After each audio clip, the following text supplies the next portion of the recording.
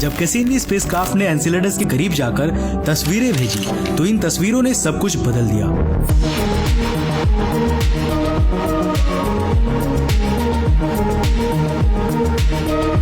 फरवरी 2005 NASA का Cassini spacecraft जो Saturn का करीबी से चक्कर लगा रहा था, इसने सैटर्न के एक बर्फीले चांद एनसेलेडस की तस्वीर भेजी।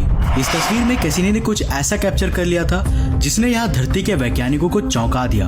आखिर था क्या इस तस्वीर में? आखिर वो ऐसी क्या चीज थी जिसने वैज्ञानिकों का ध्यान एनसेलेडस की तरफ खींचा? सैटर्न यानी शनि ग्रह हमारे सौरमंडल का सबसे अजीबोगरीब प्लैनेट है। ये सौरमंडल का एकमात्र प्लैनेट है जिसके पास एक मोटा और काफी लंबा रिंग है, जिसे यहाँ धरती से भी हम टेलीस्कोप की मदद से क्लियरली देख सकते हैं। इसकी ये मोटी रिंग बनी है वाटर आइस यानी पानी के बर्फ तथा कुछ चट्टानी पदार्थों से।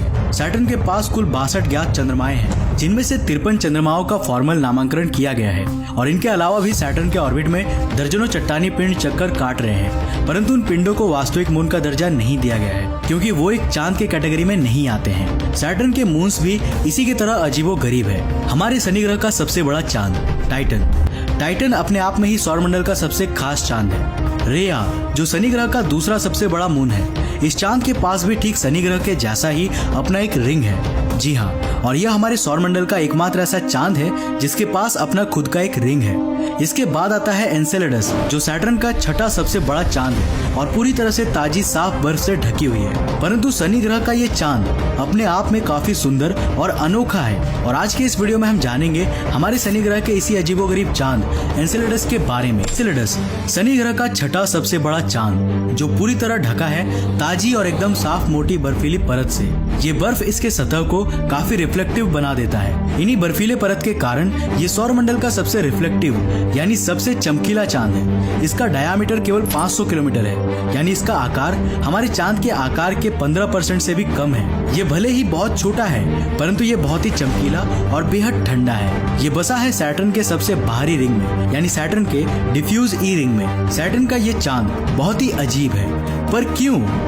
इन सब की शुरुआत होती है साल 1980 से, जब वॉयेजर 1 सैटर्न के करीब से गुजरता है। वॉयेजर 1 तथा वॉयेजर 2 पहले स्पेसक्राफ्ट थे जो सबसे पहले हमारे सौरमंडल के गैस जायंट्स के करीबी से गुजरे थे और हमने पहली बार इन्हीं के जरिए इन गैस जायंट्स को काफी करीबी से देखा था। हालांकि उस समय की टेक्नोलॉजी उतनी अच्छी नहीं थी और हमें इन गैस जायंट्स की धुंधली तस्वीरें ही मिली थी, परंतु हमने इन्हें पहली बार इतनी करीबी से देखा था। जब वॉयेजर 1 सैटर्न के बगल से गुजरा था तब इसने इसके एक चांद की तस्वीर भेजी थी, एक ऐसा चांद जिसके पास एक मोटा वायुमंडल था। इसने वैज्ञानिकों को आश्चर्य में डाल दिया क्योंकि उस वायुमंडल के अंदर शायद कोई प्राणी जगत भी हो सकता था और इस मिशन के बाद ये तय किया गया कि हमें सैटर्न पर दोबारा जाना ही चाहिए, खास तौर पर सैटर्न के उस मून की पढ़ाई करने के लिए जिसका नाम था टाइटन। और फिर 15 अक्टूबर 1997 को लॉन्च किया गया कैसिनी स्पेसक्राफ्ट को टाइटन 4B नामक रॉकेट के जरिए। कैसिनी हुइजेंस नासा एसा यानी यूरोपियन स्पेस एजेंसी तथा ASI यानी इटालियन स्पेस एजेंसी के बीच एक साझा मिशन था जो तीनों स्पेस एजेंसी के सहयोग के साथ किया गया था। कैसिनी शनि ग्रह पर भेजा गया चौथा स्पेस प्रोब था, लेकिन ये पहला स्पेसक्राफ्ट था जो शनि ग्रह का फ्लाईबाय नहीं बल्कि उसे ऑर्बिट करने वाला था।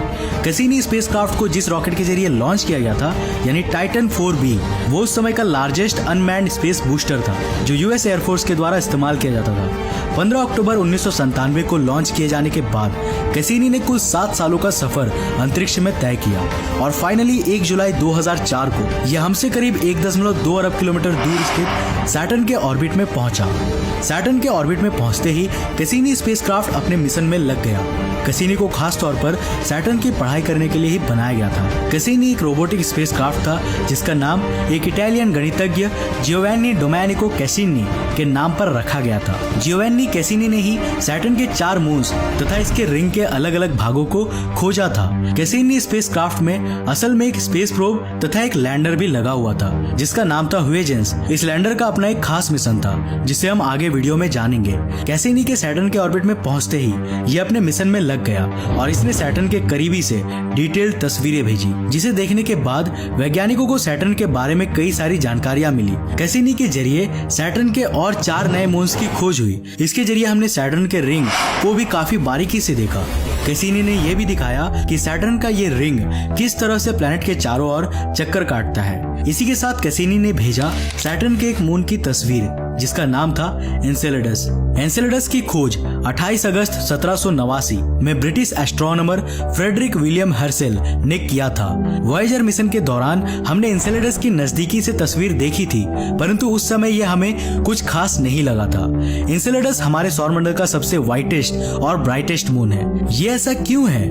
वेल, इसके ऊपर जमे बर्फ के मोटे और एकदम साफ परत के कारण, जो इसके सरफेस को काफी रिफ्लेक्टिव बना देता है। ये मून सैटर्न के रिंग के ऐसे भाग में है जो एकदम बारीक पार्टिकल से बना है। जब कैसिनी स्पेसक्राफ्ट ने एनसेलेडस के करीब जाकर तस्वीरें भेजी तो इन तस्वीरों ने सब कुछ बदल दिया।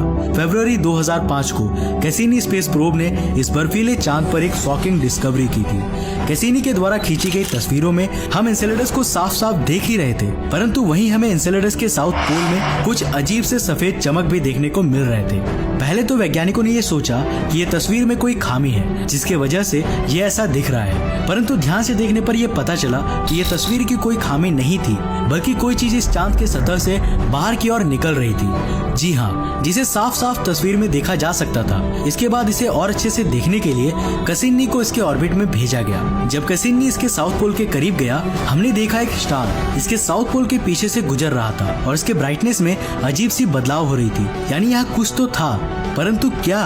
आखिर एनसेलेडस के अंदर से ये क्या निकल रहे थे? और करीब जाने पर यह पता चला कि ये गाइजर्स थे। गाइजर्स यानी गर्म पानी के झरने, जैसा कि हमें यहाँ धरती में देखने को मिलते हैं, परंतु हमारे सूरज से इतने दूर मौजूद पिंड, जहाँ का तापमान दोपहर के वक्त भी ज्यादा से ज्यादा -198 डिग्री सेल्सियस तक ही जा पाता है, वहाँ इतने ठंड में ये गाइजर्स कैसे आ रहे थे?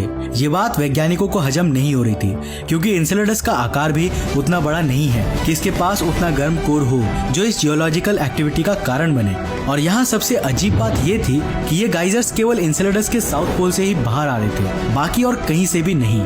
ये बात सुनने में ही अजीब लग रहा है ना? एनसेलेडस का सरफेस छोटे छोटे क्रेटर्स, माउंटेन रेंजेस तथा गहरे पतले बर्फ के गलियारों से भरा था, लेकिन वहीं एनसेलेडस का साउथ पोल गर्म पानी के झरनों यानी गाइजर्स के कतारों से भरा हुआ था। ये वाटर वेपर के ऊंचे ऊंचे पिलर्स, जिन्हें प्लूम्स कहा जाता है, सतह के नीचे से ऊपर अंतरिक्ष में फेंक दिए जा रहे थे। अब कैसिनी का मिशन मुख्य तौर पर एनसेलेडस की पढ़ाई करना बना दिया गया, पर आखिर ये गर्म पानी के झरने इतने खास क्यों थे? वेल, क्योंकि यहाँ धरती में ये गाइजर्स और हॉट स्प्रिंग्स बैक्टीरियाज तथा सूक्ष्म जीवों के घर होते हैं। इन्हीं गाइजर्स से निकले ऑर्गेनिक कंपाउंड से धरती पर जीवन की रचना हुई थी। तो क्या एनसेलेडस के इन गाइजर्स में भी ऑर्गेनिक कंपाउंड हो सकते थे? क्या शनि ग्रह के इस चांद पर जीवन मौजूद हो सकती है? ये पता लगाना हमारे लिए आसान था, पर कैसे? वेल, धरती पर तो ये गाइजर्स काफी ऊंचाई तक उठ जाते हैं, जो हमारी सांसें थमा देती है, लेकिन एनसेलेडस के साउथ पोल से निकलने वाले जेट्स अंतरिक्ष में कई किलोमीटर ऊंचाई तक फेंक दिए जाते हैं, जो अंतरिक्ष में जाते ही महीन आइस पार्टिकल्स में जम जाते हैं। हमें बस इन पार्टिकल्स को जाकर पढ़ना था, जो हमें इसमें मौजूद ऑर्गेनिक कंपाउंड्स की जानकारी देता, और हमने भी यही किया। कैसिनी को एनसेलेडस के साउथ पोल में काफी नजदीक ले जाकर, और हमें यहाँ मिले ammonia, methane, nitrogen, molecular hydrogen, organic molecules, sodium chloride crystals यानी नमक और आइस क्रिस्टल्स। इससे हमें यह पता चला कि एनसेलेडस के साउथ पोल के नीचे लिक्विड ओशियंस है, जहां जियोलॉजिकल एक्टिविटी किसी कारण से एक्टिव है। शायद इसका एक गर्म कोर बीच में नहीं बल्कि साउथ पोल के किनारे है, जो कि वाकई में अजीब बात है। हमने पहले ऐसा कभी नहीं देखा था। इसके साथ ही वैज्ञानिकों ने यह अनुमान लगाया कि शायद एनसेलेडस के साउथ पोल में छिपे इस ओशियन में माइक्रो ऑर्गेनिज्म हो सकते हैं। जी हाँ, क्योंकि इसके प्लूम्स में मिले ये ऑर्गेनिक कंपाउंड्स हमें इसी ओर इशारा करती है, लेकिन इसे पूरी तरह साबित करने के लिए हमें इसके सतह के नीचे जाकर देखना पड़ेगा, जो कि फिलहाल की हमारी टेक्नोलॉजी से संभव नहीं है। लेकिन कैसिनी से मिला डेटा हमें इसी ओर संकेत करता है कि शनि ग्रह के इस चांद में भी जीवन का बीज पनप रहा होगा। इसके साथ ही कैसिनी के जरिए हमने एनसेलेडस के साउथ पोल में करीब सैकड़ों की संख्या में गाइजर्स को आइडेंटिफाई किया है, जो प्रति सेकंड 2000 किलोग्राम मटेरियल्स को अपने अंदर से बाहर अंतरिक्ष में लगातार झोंक रहे हैं। और शायद एनसेलेडस से निकले इन्हीं आइस पार्टिकल्स ने सैटर्न के सबसे बाहरी रिंग यानी ई रिंग की रचना की है। कैसिनी के जरिए हमने ये पता लगा लिया कि सैटर्न के रिंग के इस भाग की रचना कैसे हुई थी